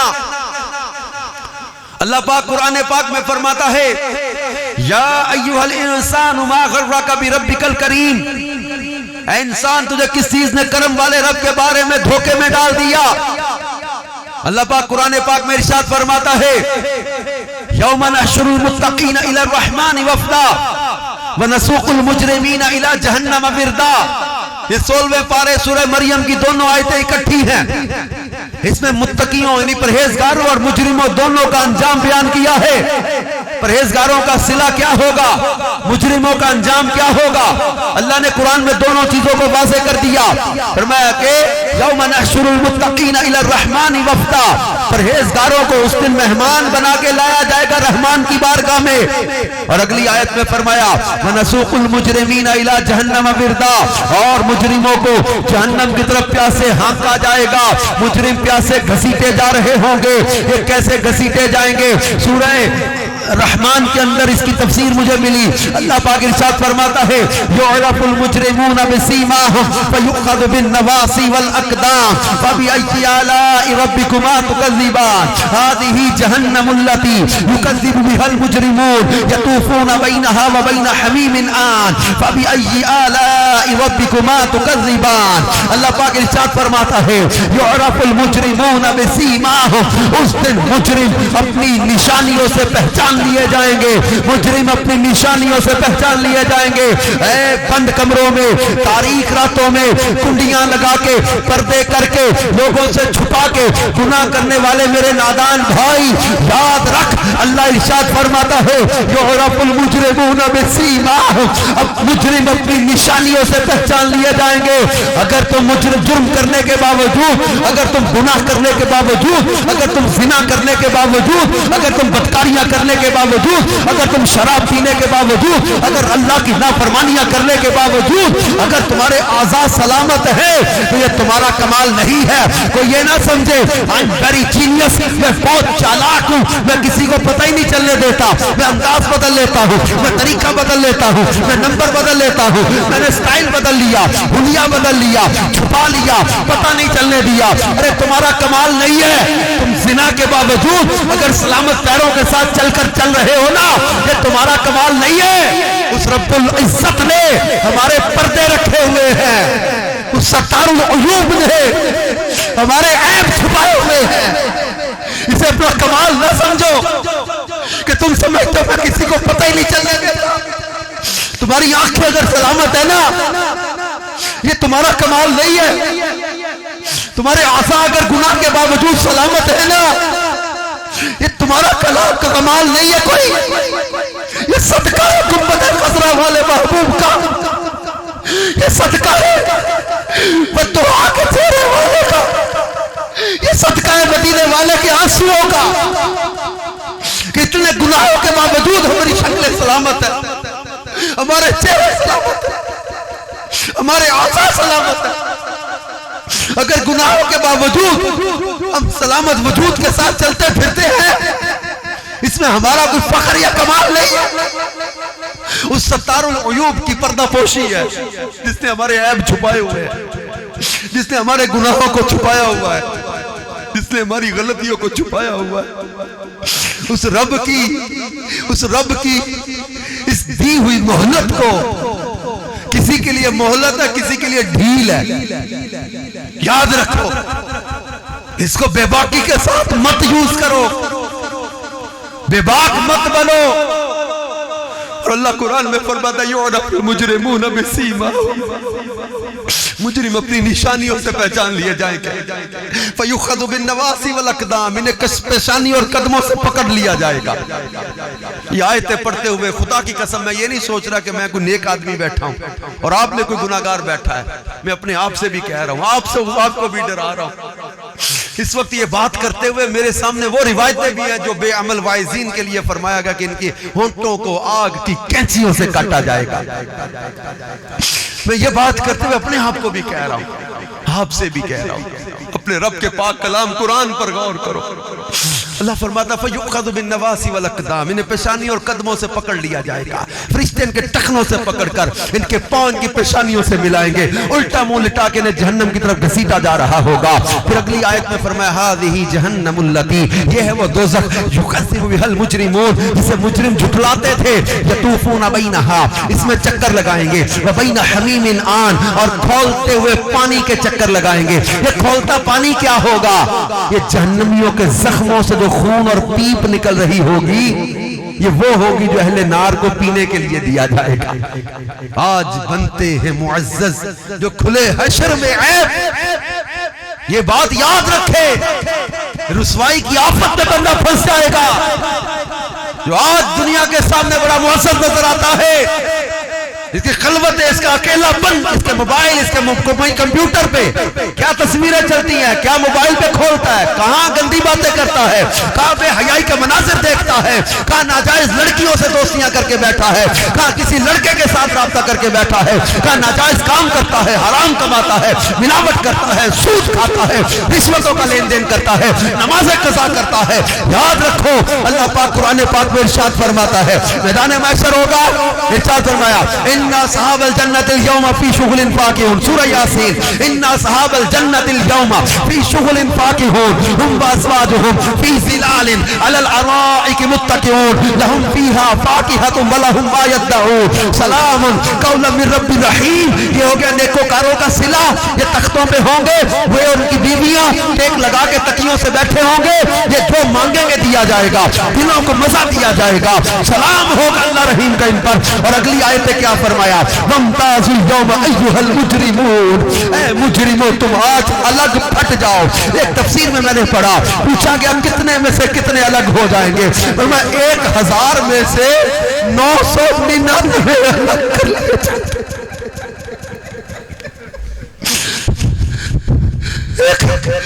1000 میں سے 999 الگ کر لیے جائیں گے۔ فرمایا جاتا ہے وَامْتَازُوا الْيَوْمَ أَيُّهَا الْمُجْرِمُونَ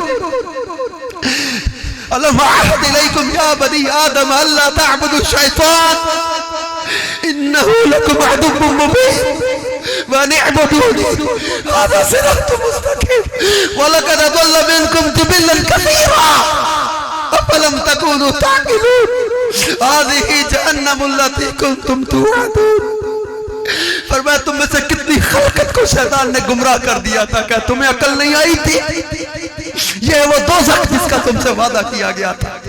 اسی سورہ یاسین کے اندر اللہ ارشاد فرماتا ہے اليوم نختم على افواہہم وتکلمنا ایدیہم وتشہد ارجلہم بما كانوا یکسبون۔ اس دن منہوں پر مہریں لگا دی جائیں گی، وَتُكَلِّمُنَا أَيْدِيهِمْ تمہارے ہاتھ کلام کریں گے، وَتَشْهَدُ أَرْجُلُهُمْ بِمَا كَانُوا يَكْسِبُونَ اور تمہارے پیر گواہی دیں گے جو تم کسب کرتے تھے، جو کمائیاں کرتے تھے۔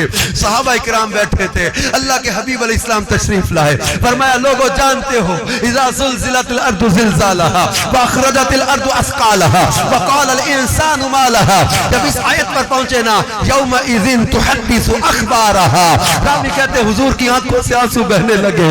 فرمایا لوگوں جانتے ہو زمین کی خبریں کیا ہوں گی؟ اس کے اللہ رسول بہتر جانتے ہیں۔ فرمایا زمین بولے گی یا رب اس بندے نے فلاں وقت میرے اوپر یہ کام کیا تھا، فلاں وقت یہ جرم کیا تھا۔ کتنا چھپا لوگے لوگوں سے، کتنا چھپا لوگے، کتنے چکر چلا لوگے۔ اللہ فرماتا ہے ان بطش ربک لشدید، تیرے رب کی پکڑ بڑی سخت ہے، اپنے رب کی پکڑ کو یاد رکھو۔ اللہ پاک سورہ ملک میں فرماتا ہے الا یعلم من خلق وهو اللطیف الخبیر، الا یعلم من خلق، کیا وہی نہ جانے جس نے تمہیں پیدا کیا؟ کیا وہی نہ جانے جس نے تمہیں پیدا کیا؟ وہ لطیف الخبیر، وہ باریک سے باریک چیزوں کا بھی جاننے والا ہے۔ اے میرے پیارے اسلامی بھائیوں، خدا را اپنے اعمال کا سر نو جائزہ لیجئے۔ کبھی یہ سوچا ہے کہ یار اللہ کے نیک بندے نیکیاں کر کے بھی ڈرتے اور روتے تھے، ہم گناہ کر کے بھی نہیں ڈرتے؟ رجب توبہ کا مہینہ گزر گیا، ہماری عادتیں ٹھیک نہ ہوئی، شعبان آیا ہے گزر جاتا ہے، رمضان آتا ہے 20 سال ہو گئے عمر، 30 سال ہو گئی عمر، 40 سال ہو گئی عمر، 30 سال ہو گئے رمضان آتا رہا، میری عادتیں ٹھیک نہ ہو سکی۔ اللہ فرماتا کتب علیکم الصیام کما کتب علی الذین من قبلکم لعلکم تتقون، تاکہ تم پرہیزگار بن جاؤ۔ روزہ تو اس لیے فرض کیا، ہماری زندگی کے 20 رمضان گزر گئے، 30 رمضان گزر گئے، ہم متقی نہ بن سکے، ہم سچی توبہ نہ کر سکے، اتنی بے باکی، اتنی غفلت۔ اٹھتے جنازے کیا ہمیں پیغام نہیں دے رہے، روز میتیں کیا ہمیں پیغام نہیں دے رہی، یہ دنیا کیا ہے مسافر، منزل تیری قبر ہے، طے کر رہا ہے جو تو 2 دن کا یہ سفر۔ نہ کسی بھول میں رہنا. اللہ فرماتا ہے یا ایھا الانسان ما غرک بربک الکریم. انسان تجھے کس چیز نے کرم والے رب کے بارے میں دھوکے میں ڈالا. کچھ لوگ پچھتائیں گے. قرآن میں اللہ نے ان کا ذکر کیا ہے, کہیں گے رب لولا اخرتنی الی اجل قریب فاصدق واکن من الصالحین. اے اللہ مجھے تھوڑی سی مہلت مل جاتی, میں صدقہ کرتا, میں نیک ہو جاتا. اس وقت پچھتائے گا. آج مال کی زکوٰۃ نہیں دیتا, آج کنجوسی کرتا ہے, آج حرام کماتا ہے, آج اللہ کی راہ میں خرچ نہیں کرتا. اس وقت بندہ کہے گا فاصدق, یا اللہ میں صدقے دیتا, واکن من الصالحین, میں نیکوں میں سے ہو جاتا. رب لولا اخرتنی الی اجل قریب, یا اللہ تھوڑی سی مدت مہلت مل جاتی. یہ مہلت ہی تو مل رہی ہے. آج ہم اٹھ کے چلے جائیں گے, مہلت ہی تو ہے. لیکن ہم لوگ بھول جاتے ہیں. سو کے اٹھنا ہم سمجھتے میں بڑا کمال والا ہوں, میری فٹ ہے, صحت ہے, میری ہر چیز. کرنٹ لگتے پتہ نہیں چلتا, ایکسیڈنٹ ہوتے پتہ نہیں چلتا. لہذا کسی بھول میں ہم نہ رہیں. آج سچی توبہ کر کے دعوت اسلامی کے اس اجتماع سے جائیں کہ میں انشاءاللہ الکریم نمازی بن کے پرہیزگاری کی زندگی بسر کروں گا, اللہ اور اس کے رسول کی رضا والے کاموں میں لگاؤں گا, اللہ اور اس کے رسول کی رضا والے کام کرنا ہے. گناہوں سے بچنا ہے, بے حیائی سے بچنا ہے, برائی سے بچنا ہے, بری چیزوں سے اپنے آپ کو بچانا ہے. کیا پتا, کہتے ہیں جب کسی کے آنسو بہ رہے ہو نا, ان کے قریب بیٹھ کے دعا مانگا کرو, اس وقت اللہ کی رحمت کا نزول ہوتا ہے. اجتماع میں کتنی آنکھوں میں آنسو دیکھ رہا ہوں, پتہ نہیں کس کے قبولیت والے آنسو ہم پورے مجمع کے لیے بخشش کا سامان بن جائیں. تو آؤ آج نیت کریں کہ ہم انشاءاللہ آج کے بعد کبھی اپنے رب کی ناراضی والا کام نہیں کریں گے. ایسی انشاءاللہ کی آواز گونجے کہ جناب در و دیوار ارد گرد کے ہماری انشاءاللہ کی گواہ ہو جائیں کہ مولا ہم آج سچی توبہ کر کے جا رہے ہیں, اور آج کے بعد انشاءاللہ الکریم آج کے بعد ہم کبھی نماز قضا نہیں کریں گے انشاءاللہ. دعوت اسلامی کے دینی ماحول سے وابستہ ہو جائیں, سنتیں اپنائیں, درود و اسلام کی کثرت کریں, قرآن پاک کی تلاوت کریں, مدرسۃ المدینہ بالغان میں آ جائیں, قرآن سیکھیں, دروس مخارج سے قرآن پڑھنا سیکھیں, نماز کا طریقہ سیکھیں, فضان نماز کورس کر لیں. مدنی قافلے سفر کرتے ہیں, ہر جمعرات ہفتہ وار اجتماع سے 3 دن کے مدنی قافلے فیضان مدینہ سے سفر کرتے ہیں, اور 20 مارچ کو 1 ماہ کے مدنی قافلے سفر کر رہے ہیں. نیت کریں کہ انشاءاللہ عز و جل ہم 1 ماہ کے مدنی قافلوں کے لیے بھی وقت نکالیں گے, اور 3 دن تو ہر جمعرات کو فیضان مدینہ سے 3 دن کے قافلے سفر کرتے ہیں. تو سب نیت کریں کہ انشاءاللہ ہم 3 دن کے مدنی قافلے میں بھی انشاءاللہ سفر اختیار کریں گے. اور الحمدللہ عز و جل ہر جمعرات کو فیضان مدینہ علی پور چٹھا میں ہفتہ وار اجتماع ہوتا ہے. مغرب میں ہوتا ہے نا ویسے تو, آج خصوصی اجتماع تھا, وصال ثواب کا بھی سلسلہ تھا, اتنے سارے عاشقان رسول نے آنا تھا, تو یہ خصوصیت کے ساتھ عشاء کے بعد رکھا گیا تھا. ہفتہ وار اجتماع مغرب کے بعد ہوتا ہے فیضان مدینہ میں, ہر جمعرات کو اس میں آیا کریں. اور الحمدللہ جب وہ مدنی مذاکرہ اجتماع بھی ہوتے ہیں اجتماعی طور پر, کیلیاں والا ڈویژن میں انشاءاللہ لائیو مدنی مذاکرہ 26 مارچ کو انشاءاللہ عز و جل ہوگا, اور دھوم دھام سے مدنی مذاکرے کا بھی اہتمام کریں گے. اور انشاءاللہ عز و جل ان قریب علی پور چٹھا میں فیضان آن لائن اکیڈمی کا بھی آغاز کیا جا رہا ہے. یہاں سے رہ کر آپ کے قاری صاحبان دنیا کے دوسرے ملکوں کے بچوں کو قرآن پڑھائیں گے, یورپ میں, امریکہ میں, افریقہ میں, آسٹریلیا میں, نیوزی لینڈ میں, فجی میں, جہاں دنیا کے دوسرے ملکوں سے سٹوڈنٹ ہیں, ہزاروں کی تعداد میں بچے پہلے پڑھ رہے ہیں, مزید ابھی داخلے ہونے ہیں. تو یہ فیضان آن لائن اکیڈمی کا بھی انشاءاللہ جلد آغاز علی پور میں کیا جائے گا. اس کے کام ہو رہے ہیں تعمیرات کے, آپ اپنے ڈونیشنز بھی دعوت اسلامی کو دیں, چندہ, زکوٰۃ, اپنی فصلوں کا عشر, صدقات دعوت اسلامی کو دیں. 80 سے زیادہ شعبہ جات میں یہ لاکھوں طلبہ مدنی چینل اور دارالفتاء سنت، المدینہ العلمیہ، مکتبۃ المدینہ، دنیا کی 41 سے زیادہ زبانوں کے اندر لٹریچر چھاپ کے فراہم کرنا، دنیا کے 200 ملکوں میں پیغام، آئی ٹی کا شعبہ، تو مدارس، تو جامعات، تو مساجد کی تعمیر، تو اتنے بڑے دین کی خدمت کے کاموں میں، اس کے ساتھ FGRF کا پورا ڈپارٹمنٹ، ویلفیئر کا، راشن بانٹنا، تو مریضوں کا علاج کروانا، تو معذور بچوں کی بحالی کے ادارے قائم کرنا، تو اس کے ساتھ بلڈ ڈونیشن کا کام کرنا، تو ابھی مدنی ہوم، یتیم خانہ الحمدللہ شروع کیا جا رہا ہے، جس میں یتیم اور لاوارث بچوں کی کفالت کی جائے گی۔ یہ سارا نظام چلانے کے لیے آپ سمجھتے کروڑوں کے چندے کی ضرورت ہو۔ دعوت اسلامی کو آپ اپنے چندے، اپنے احتیاط دیا ہے، اور آپ کے علی پور چٹھا میں کتنا کام ہے، اس کے قرب و جوار کے کئی علاقوں میں اتنا بڑے بڑے مدرسے قائم ہو گئے، لاکھوں کے اخراجات ہیں ان کے۔ تو پلیز اپنے دعوت اسلامی کے ذمہ داران کا بھی یہاں ساتھ دیا کریں، خود بھی دیا کریں، دوسروں کو بھی دعوت دے کے کہ آپ بھی دعوت اسلامی کو چندہ دیں۔ تاجروں کو، دکانداروں کو کہیں، آپ کے کہنے سے انشاءاللہ عز و جل ان کا دل بنے گا نا، تو آپ کو بھی اس دعوت دینے کا ثواب ملتا رہے گا۔ اور جامعۃ المدینہ فار گرلز، یعنی بچیوں کے لیے بھی درس نظامی کا یہاں جامعہ قائم ہے، اور اس میں بھی داخلے جاری ہیں۔ اپنے گھر کی بہنوں بیٹیوں کو جامعۃ المدینہ فار گرلز میں داخلہ دلوائیں، یہ بچیاں قرآن پڑھیں گی، عالمہ بنیں گی، انشاءاللہ اپنے خاندان کے لیے علم کا نور بن کے انشاءاللہ نیکی کی دعوت کو پھیلانے کا ذریعہ بنے گا۔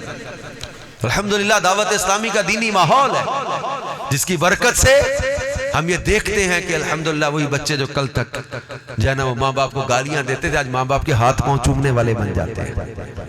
تو کل تک بے حیائی کے کام کرتے تھے، آج دوسروں کو نیکی کی دعوت دینے والے بن جاتے ہیں۔ تو کل تک برائی کے اڈوں میں پڑے ہوئے تھے، اور آج خود وہ نیکی کی دعوت دے دے کر لوگوں کو عاشق رسول بنانے لگے ہوئے ہیں۔ یہ دعوت اسلامی کے دینی ماحول کی برکت ہے۔ تو آج سب نیت کریں کہ انشاءاللہ عز و جل ہم دعوت اسلامی کا ساتھ دیں گے، مالی تعاون بھی کریں گے، اور خود شرکت کر کے قافلوں میں اور اجتماع میں انشاءاللہ دعوت اسلامی کا کام کریں گے انشاءاللہ۔ اللہ ہم سب کو عمل کی توفیق عطا فرمائے، آمین بجاہ النبی الامین صلی اللہ علیہ وآلہ وسلم۔